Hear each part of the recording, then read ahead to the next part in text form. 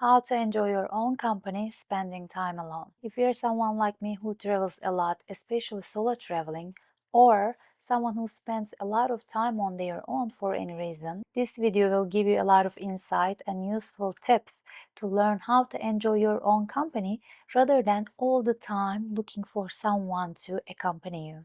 Some people are uncomfortable spending time alone and they feel the need for company most of the time. However, there are some important downsides to this. Let's first look at it from a dating point of view.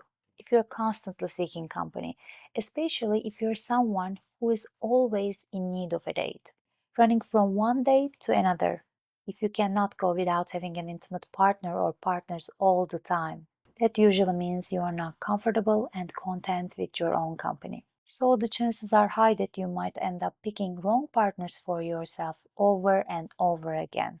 Instead of meaningful relationships, it's very likely that you will attract shallow relationships, superficial connections, because what you are focusing on is avoiding solitude rather than building deep, genuine connections.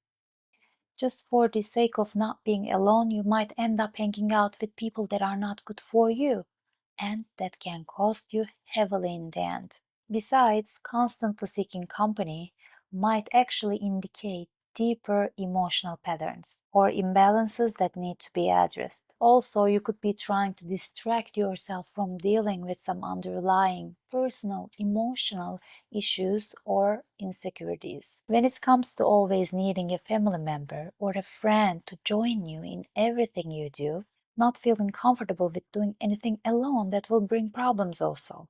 There might be times in life when you need to be alone, be away from your family and friends, your husband, your wife. And if you have not got yourself comfortable with it, you might really struggle when you have to be alone.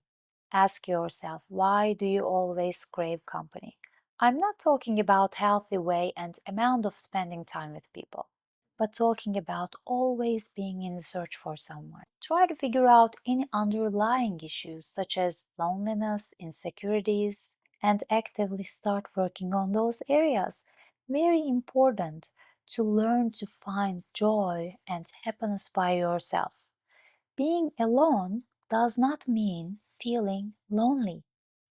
Always depending on others for happiness can hinder your self-confidence. When you're always around other people, you cannot really self-reflect, clear your mind, you cannot really understand yourself, your own identity, your desires and boundaries. As a result, you cannot identify and focus on the right personal goals for yourself. These usually require solitude.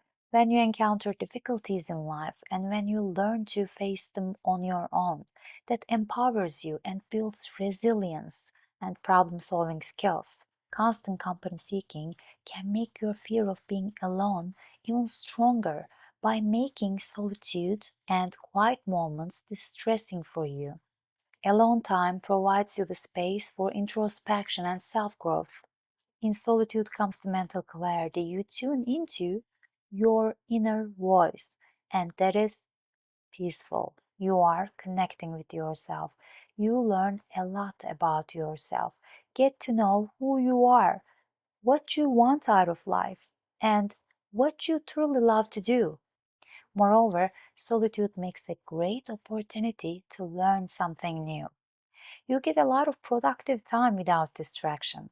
You are investing in your self-improvement. When you learn to love your own company, it's a great independent feeling, not needing people to be around you, constantly being enough for yourself. There are so many people out there who forget about themselves. Their whole life is revolved around their job, kids, and other responsibilities. But they disconnected from themselves. They need some alone time to reconnect with their inner voice. If you're someone who is not comfortable spending time on your own, practice some alone time. Take gradual steps to get yourself comfortable with it. For instance, start with taking your laptop with you and go into a cafe by yourself. That way you're going to have something to be engaged in while you're having your food or drinking your tea when you're sitting in the cafe.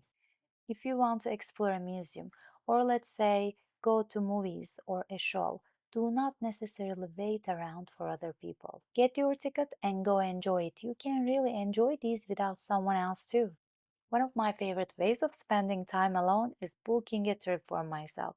You can do this too, even if it's just a place to drive to for a few days. Yes, it is nice to go on a trip with a partner, family, and friends. But when it comes to solo travel, the freedom of exploring at your own pace and customizing all the experiences to your own liking is very fulfilling. Think about it, when you're traveling with other people, there could be a lot of things that you normally would do differently if you were traveling by yourself, correct? For instance, they might want to get up earlier or later than you do. They might always want to be on the go, filling the whole day with activities like sightseeing, when actually you just want to relax maybe sometimes. And one of the days maybe you just want to lay by the pool and just unwind. When you're at home, if you're feeling lonely, when your family and friends are not around, maybe you're traveling for business or another reason, you feel like it's too quiet and you want to hear someone speaking. Maybe on the background while you're doing things around the house, the hotel, or the office, wherever you are at.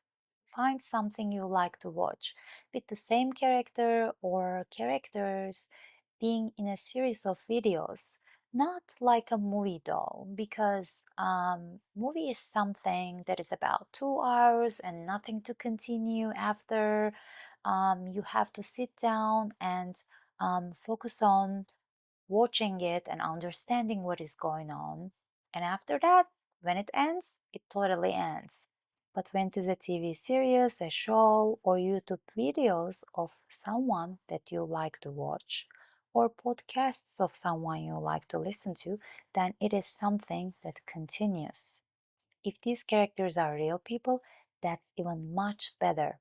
You can even interact with these people, make a comment about the topics they are speaking, and get answers back.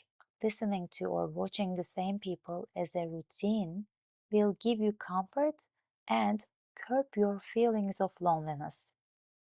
You will learn a lot about these people and you will feel like you know them up to a certain level and feel more connected.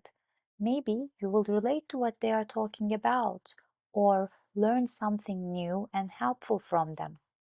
On YouTube, when you go to the channel page of a creator, you will usually see a playlist section. If the creator made a playlist with related videos, putting them all together. If you click on the playlist that you want to watch based on its title, the videos will play one after another without you having to manually press on the play button each time.